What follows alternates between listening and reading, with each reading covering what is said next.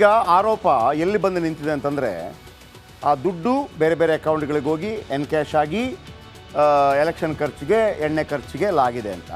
ಆಮೇಲೆ ಸತ್ಯನಾರಾಯಣ ವರ್ಮ ಅಂತ ಒಬ್ಬ ಇದ್ದ, ಅವ ಈ ದುಡ್ಡು ಅವನು ಕಿಸೆಗೆ ಹಾಕೊಂಡು ಹೋಗ್ಬಿಟ್ಟಿದ್ದಾನೆ. ಅವನು ಮೋಸ ಮಾಡಿದ್ದಾನೆ ಮಿಡ್ಲಲ್ಲಿ. ಕಂಡೋರ ಮದುವೆಯಲ್ಲಿ ಉಂಡೋರ ಜಾಣ ಅವನು. ಓಕೆ, ಈ ನಡುವೆ ಅಶೋಕ್ ಒಂದು ಬಾಂಬ್ ಹಾಕಿದ್ದಾರೆ. ಈ ಕಾಂಗ್ರೆಸ್ ಪಾರ್ಟಿ ಫ್ರೀ ಗ್ಯಾರಂಟಿ ಅಂತ ಒಂದು ಕಾರ್ಡ್ ಕೊಟ್ಟಿತ್ತು ನೋಡಿ, ಫ್ರೀ ಗ್ಯಾರಂಟಿ ಇದು ಕೊಡ್ತೀವಿ ಅಂತ ಕಾರ್ಡ್ ಕೊಟ್ಟಿತ್ತು, ಎಲ್ಲ ಮನೆಗಳಿಗೂ ಹಂಚಿತ್ತು, ಕಾರ್ಡ್ ಹಂಚಿತ್ತು. ಆ ಕಾರ್ಡ್ ಪ್ರಿಂಟ್ ಮಾಡೋದಕ್ಕೂ ಈ ದುಡ್ಡು ಬಳಕೆ ಆಗಿದೆ ಅಂತೇಳಿ ಅಶೋಕ್ ಒಂದು ಆರೋಪ ಮಾಡಿದ್ದಾರೆ. ಇದು ಹೊಸ ಬಾಂಬ್, ಇದು ಕೇಳಿಸ್ಕೊಳ್ಳಿ ಏನು ಹೇಳಿದ್ದಾರೆ. ಸರ್ಕಾರದ ಪ್ರಾಯೋಜಿತ ಒಂದು ರೀತಿಯಾದಂಥ ಕೊಲೆ ಅಂತ ಅನಿಸುತ್ತೆ. ಸಾವನ್ನಪ್ಪಿದ್ದಾನೆ.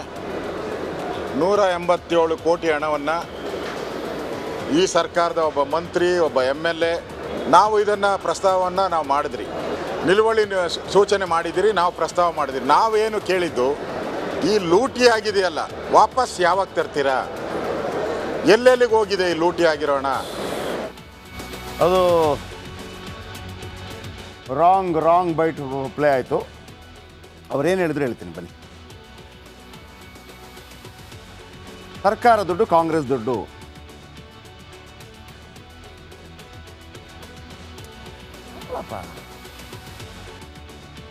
CM ಹೇಳಿದರು ಹಗರಣ ನಡೆದಿರುವುದು ರಾಷ್ಟ್ರೀಕೃತ ಬ್ಯಾಂಕ್, ಯೂನಿಯನ್ ಬ್ಯಾಂಕ್ ಆಫ್ ಇಂಡಿಯಾದಲ್ಲಿ. ಆದ್ದರಿಂದ ಕೇಂದ್ರ ಹಣಕಾಸು ಸಚಿವೆ ನಿರ್ಮಲಾ ಸೀತಾರಾಮನ್ ರಾಜೀನಾಮೆ ನೀಡಬೇಕಲ್ವಾ? ಅಂದರೆ ಬ್ಯಾಂಕು ಕೇಂದ್ರ ಸರ್ಕಾರದ ಅಧೀನಕ್ಕೆ ಬರುತ್ತೆ, ರಾಜ್ಯ ಸರ್ಕಾರಕ್ಕೆ ಬರಲ್ಲ. ಅದು ಒಂದು ಬಾಂಬ್ ಹಾಕ್ಬಿಟ್ರು. ಏನು ಹೇಳಿದರು ಸಿದ್ದರಾಮಯ್ಯ? ಕೆಲಸ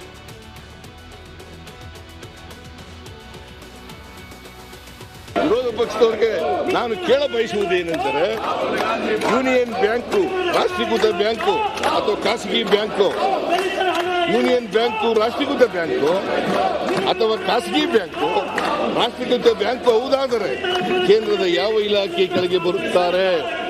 ಹಣಕಾಸು ಇಲಾಖೆ ಕೆಳಗೆ ತಾನೆ. ಹಣಕಾಸು ಇಲಾಖೆ ಯಾರ ಅಧೀನದಲ್ಲಿದೆ?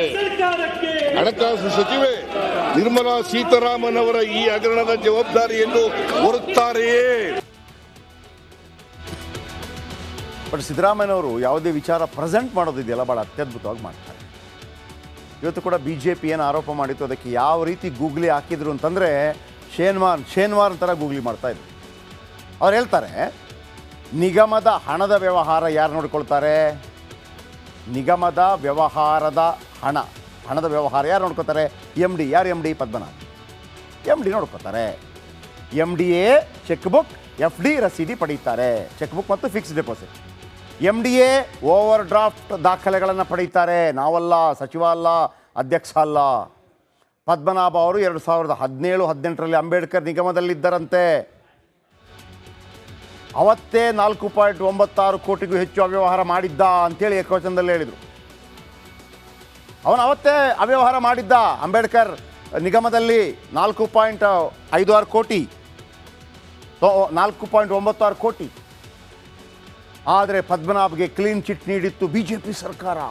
ಅವರ ಸ್ಟೈಲಲ್ಲಿ ನೀವೇ ಕೊಟ್ಟರೆ ಅವತ್ತೇ ಪಾಠ ಕಲಿಸಿದರೆ ಇಷ್ಟು ದೊಡ್ಡ ಹಗರಣ ನಡೀತಾ ಇರಲಿಲ್ಲ ಅಂಥೇಳಿ ತಮ್ಮ ಹುಳುಕನ್ನು ಮುಚ್ಚಿಕೊಳ್ಳೋದಕ್ಕೆ ಆ ಒಂದು ಎಸ್ಕೇಪಿಸಮ್ ಪ್ಲ್ಯಾನ್ ಮಾಡಿದ್ದು ಸಿದ್ದರಾಮಯ್ಯ. ಆಮೇಲೆ ಅವರದೇ ಸ್ಟೈಲಲ್ಲಿ ಪ್ರಶ್ನೆ ಕೇಳಿದರು, ರಾಷ್ಟ್ರೀಕೃತ ಬ್ಯಾಂಕ್ಗಳು ಯಾರ ಅಧೀನದಲ್ಲಿದೆ? ಯಾರ ಅಧೀನದಲ್ಲಿ? ರಾಷ್ಟ್ರೀಕೃತ ಬ್ಯಾಂಕ್ಗಳು ಎಲ್ಲ ಸೆಂಟ್ರಲ್ ಬ್ಯಾಂಕ್. ಈಗ ಈ ಮೊದಲು ವಿಜಯ ಬ್ಯಾಂಕ್ ಇತ್ತು, ಸಿಂಡಿಕೇಟ್ ಬ್ಯಾಂಕ್, ಈಗೆಲ್ಲ ಮರ್ಜ್ ಆಗಿದೆ. Syndicate bank, SBI, SBM, corporation bank, Canara bank, ಇದೆಲ್ಲ ಕೇಂದ್ರ ಸರ್ಕಾರದ ಅಧೀನದಲ್ಲಿ ಬರುತ್ತೆ. ಇವ್ರು ಕೇಳ್ತಿರೋದು, ಈ ಬ್ಯಾಂಕ್ ಯೂನಿಯನ್ ಬ್ಯಾಂಕಲ್ಲಲ್ವ ಆಗಿರೋದು ಅಕ್ರಮ? ಈ ಬ್ಯಾಂಕ್ ಯಾರ ಅಧೀನಕ್ಕೆ ಬರುತ್ತೆ? ಕೇಂದ್ರದ. ಆ ಖದೀಮ ಮ್ಯಾನೇಜರ್ಗಳು ಯಾರ ಅಧೀನದಲ್ಲಿದ್ದಾರೆ? ಅವರಿಗೆ ಸಂಬಳ ಕೊಡೋದು ಯಾರು? ಕೇಂದ್ರ ಸರ್ಕಾರ. ಯಾರ ಅಂಡರಲ್ಲಿ ಬರುತ್ತಾರೆ? ಕೇಂದ್ರ ಹಣಕಾಸು ಸಚಿವರ ಅಧೀನದಲ್ಲಿದ್ದಾರೆ ತಾನೇ? ಹೌದು. ಆಮೇಲೆ ಅವರು ಯಾರ ಅಧೀನದಲ್ಲಿದ್ದಾರೆ? ಅಂತಿಮವಾಗಿ ಮೋದಿಯವರ ಅಧೀನದಲ್ಲಿದ್ದಾರೆ ತಾನೇ? ಹೌದು. ಬ್ಯಾಂಕ್ಗಳಿರುವುದು ಜನರ ದುಡ್ಡನ್ನು ಲೂಟಿ ಮಾಡೋದಕ್ಕ? ಇಷ್ಟು ದೊಡ್ಡ ಹಗರಣ ನಡೆದರೂ ED ಅವರು ಗಮನಿಸಿಲ್ವಾ? ಚುನಾವಣೆ ವೇಳೆ ವ್ಯವಹಾರ ನಡೆದರೂ ED ಏನು ಮಾಡ್ತಾ ಇತ್ತು? ಹಾಗಿದ್ರೆ ನಿರ್ಮಲಾ ಸೀತಾರಾಮನ್ ರಾಜೀನಾಮೆ ಕೊಡ್ತಾರಾ? ಮೋದಿ ರಾಜೀನಾಮೆ ಕೊಡ್ತಾರಾ ಅಂತ ಒಂದು ಗೂಗಲಿ ಎಸೆದು ಬಿಟ್ಟರು BJPಗೆ. BJP ಇದನ್ನು ಯಾವ ರೀತಿ ತಡ್ಕೊಳ್ಳುತ್ತೆ ಗೊತ್ತಿಲ್ಲ. BJP ಇದನ್ನು ಯಾವ ರೀತಿ ತಡ್ಕೊಳ್ಳುತ್ತೆ ಗೊತ್ತಿಲ್ಲ. ಒಂದಂತೂ ಭಾಳ ಸ್ಪಷ್ಟ, ನಮ್ಮನ್ನು ಆಳದಂಥವರು ಡೋಂಗಿಗಳು ಅವರು ಮತ್ತು ಇವರು. ನಮ್ಮನ್ನು ಆಳದವರು ನಮ್ಮ ದುಡ್ಡನ್ನು ಲಪಟಾಯಿಸಿದವರು, ಲಂಪಟರು. ನಮ್ಮನ್ನು ಆಳದವರು ಇವತ್ತು ಸಿದ್ದರಾಮಯ್ಯ ಕೊಟ್ಟ 22 ಲಿಸ್ಟು ಮತ್ತು ಈಗಿನ ವಾಲ್ಮೀಕಿ ನಿಗಮ ಇದನ್ನು ನೋಡಿದಾಗ ಅನಿಸುತ್ತೆ ನಮ್ಮನ್ನು ಕಂಪ್ಲೀಟಾಗಿ ಮೂರ್ಖರನ್ನಾಗಿ ಮಾಡಿದ್ದಾರೆ ಇವರೆಲ್ಲ. ಕಾಂಗ್ರೆಸ್ಸು BJP ಒಂದೇ ನಾಣ್ಯದ ಎರಡು ಮುಖಗಳು. ಇನ್ನು ವಾಲ್ಮೀಕಿ ಹಗರಣ ಮುಡ ಅಕ್ರಮ ಆರೋಪ ಪ್ರಸ್ತಾಪಿಸಿ ಪ್ರತಿಪಕ್ಷ BJP ರಾಜ್ಯ ಸರ್ಕಾರವನ್ನು ಕಟ್ಟಿ ಹಾಕಲು ಮುಂದಾಗಿದೆ. ಅಧಿವೇಶನದಲ್ಲಿ ಹಗರಣಗಳು ಸದ್ದು ಮಾಡಿದ್ದು ತೀವ್ರ ವಾಕ್ಸಮರ ನಡೆಸಿದ್ದಾರೆ. ಸದನದಲ್ಲಿ BJP ಆರೋಪಕ್ಕೆ ತಿರುಗೇಟು ನೀಡಿರುವ CM ಸಿದ್ದರಾಮಯ್ಯ ವಾಲ್ಮೀಕಿ ನಿಗಮದಲ್ಲಿ ಹಗರಣ ನಡೆದಿರುವುದು ಸತ್ಯ ಅಂತ ಮತ್ತೊಮ್ಮೆ ಬಹಿರಂಗವಾಗಿ ಒಪ್ಪಿದ್ದಾರೆ. ಆದರೆ ಹಗರಣಕ್ಕೆ ನಾನು ಹೊಣೆ ಅಲ್ಲ, ನಿಗಮದ MD ಪದ್ಮನಾಭ ಹೊಣೆ ಅಂತ ಸಿದ್ದರಾಮಯ್ಯನಂಥ ನಾಯಕರು ಹೇಳೋದಿದೆಯಲ್ಲ, ಸಹಿಸ್ಕೊಳ್ಳೋಕ್ಕಾಗಲ್ಲ. ಇದು ಪ್ರಜಾತಂತ್ರ ವ್ಯವಸ್ಥೆಗೆ ಇವತ್ತು ಸಿದ್ದರಾಮಯ್ಯ ಮಾಡಿದಂಥ ಅವಮಾನ. ನಾವು ಕಾರಣರಿಗೆ ಭೂತರಲ್ಲೋ, ಯಾರು ಅಧಿಕಾರಿ ಇರ್ತಾರೆ ಅವ ಕಾರಣ. ಸಿದ್ದರಾಮಯ್ಯನವರು ನೀವು ಹೇಳೋದಾ ಇದು? ಕೇಳಿಸ್ಕೊಳ್ಳಿ. ಅಕ್ರಮ ಆಗಿಲ್ಲ ಅಂತ ಹೇಳ್ತಾ ಇಲ್ಲ ಸರ್ಕಾರ, ನಾವು ಕೂಡ ಅಕ್ರಮ ಆಗಿದೆ ಅಂತಲೇ ಹೇಳೋದು. ಅಕ್ರಮ ಯಾರು ಮಾಡಿದ್ದಾರೆ, ಯಾರು ಜವಾಬ್ದಾರಿ ಇದ್ದಾರೆ ಅವ್ರ ಮೇಲೆ ಕ್ರಮ ತಗೋಬೇಕು. ಸಾಮಾನ್ಯವಾಗಿ ಹಣಕಾಸಿನ ವ್ಯವಹಾರನೆಲ್ಲ ನಿಭಾಯಿಸೋರು, ಅದನ್ನು ಜವಾಬ್ದಾರಿ ಮಾಡೋರು. ಯಾಕಂದರೆ ಯಾರು ಡ್ರಾಯಿಂಗ್ ಆ್ಯಂಡ್ ಡಿಸ್ಪರ್ಸಿಂಗ್ ಆಫೀಸರ್ ಇರ್ತಾರೆ ಅವ್ರ ಜವಾಬ್ದಾರಿ. ಸಾಮಾನ್ಯವಾಗಿ ವಾಲ್ಮೀಕಿ ಅಭಿವೃದ್ಧಿ ನಿಗಮದ MD ಇದನ್ನಲ್ಲ, ವ್ಯವಸ್ಥಾಪಕ ನಿರ್ದೇಶಕ, ಅವನ ಜವಾಬ್ದಾರಿ. ಏನಪ್ಪ, ನನಗೆ ಸಿದ್ದರಾಮಯ್ಯನವರಿಂದ ಈ ಮಾತು ಕೇಳೋಕ್ಕೆ ಒಂಥರ ಕಸಿವಿಸಿ ಆಗ್ತಾ ಇದೆ. ಇದು ಹೆಂಗಿದೆ ಅಂತಂದರೆ, ನಾವು ಮನೆ ದರೋಡೆ ಮಾಡೋಕ್ಕೆ ಹೋಗಿದ್ವಿ, ಅಲ್ಲಿ 100 ಕೋಟಿ ಇತ್ತು. ನಾವು 100 ಕೋಟಿ ಕದ್ದಿಲ್ಲಪ್ಪ, 50 ಕೋಟಿ ಕದ್ದಿದ್ದೀವಿ. ಆಮೇಲೆ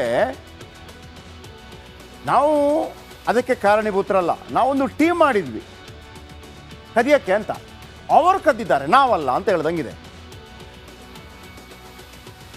ಹಗರಣ ಒಪ್ತಾರೆ ಸಿದ್ದರಾಮಯ್ಯ, ಹಗರಣ ಆಗಿದೆ ಅಂತ ಹೇಳಿ. ಬೇಸರ ಏನು ಗೊತ್ತಾ, ಸಿದ್ದರಾಮಯ್ಯನವ್ರಿಗಿಂತ ಯಾವುದೇ ಕಳಂಕ ಇರಲಿಲ್ಲ ರೀ. ಆಮೇಲೆ ಈಗಲೂ ಕೂಡ ಅವರು ದುಡ್ಡು ಮಾಡಿದ್ದಾರೆ, ಅವರು ದುಡ್ಡು ಹೊಡೆದ್ರು ಅಂತಲ್ಲ, ಯಾರನ್ನೋ ರಕ್ಷಣೆ ಮಾಡೋದಕ್ಕೆ ಇವರ ಮುಖವಾಡವನ್ನು ಬಳಸಲಾಗ್ತಾ ಇದೆ. ಅದು ದುಃಖ ಆಗ್ತಿರೋದು. ಅಂದರೆ ಮೇಲ್ನೋಟಕ್ಕೆ ಏನು ಅನ್ನಿಸ್ತಾ ಇದೆ ಅಂತಂದರೆ, ನಾಗೇಂದ್ರ ಇವರೆಲ್ಲ ಸ್ವಲ್ಪ ಸ್ವಲ್ಪ ದುಡ್ಡು ಮಾಡಿದ್ದಾರೆ. ಆದರೆ ಮೇನ್ ದುಡ್ಡು ಇದೆಯಲ್ಲ, ಚುನಾವಣೆಗೆ ಬಳಕೆಯಾಗಿದೆ. ಆ ಚುನಾವಣೆಗೆ ಬಳಕೆಯಾದ ಕಾರಣಕ್ಕಾಗಿ ಅದು ಪಾರ್ಟಿಗೆ ಮತ್ತು ಕೇಂದ್ರ ಹೈಕಮಾಂಡ್ಗೆ ಒಂದು ಮುಜುಗರ. ನಾಗೇಂದ್ರ ಏನಾದರೂ ಬಾಯಿ ಬಿಟ್ಟರೆ ನಾಳೆ ಇವರು ಹೇಳಿದ್ದಕ್ಕೆ ನಾನು ಮಾಡಿದ್ನಪ್ಪ ಅಂತೇಳಿ ಮಾನ ಮರ್ಯಾದೆ ಹರಾಜಾಗ್ಬಿಡತ್ತೆ. ಈ ಮಾನ ಮರ್ಯಾದೆ ಹರಾಜಾಗೋದನ್ನು ತಡೆಯೋದಕ್ಕೆ ಯಾರನ್ನು ಕೊಟ್ಟಿದ್ದಾರೆ ಅಂತೇಳಿ ಸಿದ್ದರಾಮಯ್ಯನವ್ರನ್ನ ಬಿಟ್ಟಿದ್ದಾರೆ. ಸಿದ್ದರಾಮಯ್ಯನವರು ಯಾವತ್ತೂ ಹಿಂಗೆ ತಲೆ ತಗ್ಗಿಸಿ ಮಾತಾಡಿದ ವ್ಯಕ್ತಿತ್ವ ಅಲ್ಲ ರೀ. ಆ ಸಿದ್ದರಾಮಯ್ಯ ಆ ಥರ ಮಾತಾಡೋದು ಒಂದು ಕಸಿವಿಸಿ ಆಗತ್ತೆ. ನೋಡಿ, ಅವ್ರು ಹೇಳ್ತಾರೆ ವಾಲ್ಮೀಕಿ ನಿಗಮದ 89.63 ಕೋಟಿ ಹಣ ವರ್ಗಾವಣೆಯಾಗಿದೆ. 187 ಕೋಟಿ ಅಲ್ಲ, 89.63 ಕೋಟಿ. ಮತ್ತೊಮ್ಮೆ ಹೇಳ್ತಾ ಇದ್ದೀನಿ, ಆ ಮನೆಯಲ್ಲಿ 50 ಕೋಟಿ ಇತ್ತು, 100 ಕೋಟಿ ಇತ್ತು. ನಾವು 100 ಕೋಟಿ ಕದ್ದಿಲ್ಲ, 50 ಕೋಟಿ ಕದ್ದಿದ್ದೀವಿ. ನೀವು 1 ರೂಪಾಯಿ ಕದ್ದರೂ ಕಳ್ಳರೆ. ಹಗರಣ ನಡೆದಿದೆ ಅಂತ ಒಪ್ಪಿಕೊಂಡ ಸಿದ್ದರಾಮಯ್ಯ. ಅಕ್ರಮವಾಗಿ ಹೈದರಾಬಾದ್ನ RBL ಬ್ಯಾಂಕ್ಗೆ ಶಿಫ್ಟ್ ಆಯ್ತಂತೆ.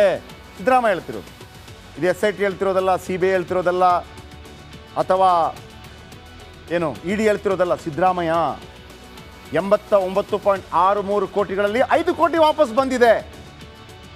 ಅಕ್ರಮ ಗೊತ್ತಾದ ಕೂಡಲೇ FIR ರಿಜಿಸ್ಟರ್ ಆಗಿದೆ. ಆದರೆ ಬೇಕೆಂದೇ ಕೆಲವು ವಿಷಯ ಮುಚ್ಚಿಡ್ತಾ ಇದೆ BJP. ಶಿವಕುಮಾರ್ ಎಂಬ ಅಕ್ರಮ ವ್ಯಕ್ತಿ ಸೃಷ್ಟಿ ಮಾಡಿದ ಬ್ಯಾಂಕ್ ಸಿಬ್ಬಂದಿ ಇವರಲ್ಲವಂತೆ. ಇದುವರೆಗೂ ಶಿವಕುಮಾರ್ ಎಂಬ ವ್ಯಕ್ತಿ ಬಗ್ಗೆ ಗೊತ್ತೇ ಆಗಿಲ್ಲ. ಶಿವಕುಮಾರ್ ವಿವರ ತಿಳಿಯದೆ ಹಣ ವರ್ಗಾವಣೆಗೆ ಅವಕಾಶ ಆಗಿದೆ. ಸಿದ್ದರಾಮಯ್ಯನವರು ಸಿಕ್ಕಾಕೊಂಡ್ಬಿಟ್ಟಿದ್ದಾರೆ. ಒಂದ್ಸಗೆ ಏನು ಹೇಳ್ತಾ ಇದ್ದೀನಿ ವೀಕ್ಷಕರೇ, ಸಿದ್ದರಾಮಯ್ಯ ದುಡ್ಡು ತಿಂದರು ಅಂತಲ್ಲ ಇಲ್ಲಿ, ಅಥವಾ DK ಶಿವಕುಮಾರ್ ದುಡ್ಡು ತಿಂದರು ಅಂತಲ್ಲ. ಇವರೆಲ್ಲ ಇದಾರಲ್ಲ ದದ್ದಲ್ಗಿದ್ದಲ್ಲ, ಇವರು ಅಲ್ಲ, ಇವರು ಸ್ವಲ್ಪ ಏನೋ ಮೇಕೆ ಮೂತಿಗೆ ಸ್ವಲ್ಪ ಮೊಸರು ಸಿಕ್ಕಂಗೆ ಅಷ್ಟೇ. ದುಡ್ಡು ಎಲ್ಲಿಗೆ ಹೋಗಿದೆ ಅಂತ, ದುಡ್ಡೇ ಇಲ್ಲ ಅಲ್ಲಿ. ಎಲ್ಲಿಗೆ ಹೋಗಿದೆ? ಚುನಾವಣೆಗೆ ಹೋಗಿದೆ ಅನ್ನುವಂಥ ಮಾಹಿತಿಯನ್ನು ED ಮೊನ್ನೆ ಪತ್ರ ಮುಖೇನ ತಿಳಿಸಿತ್ತು. ಆಮೇಲೆ ಸಿ ಎಂ ಸಿದ್ದರಾಮಯ್ಯ ಇಷ್ಟಕ್ಕೆ ಸುಮ್ಮನಾಗಲಿಲ್ಲ.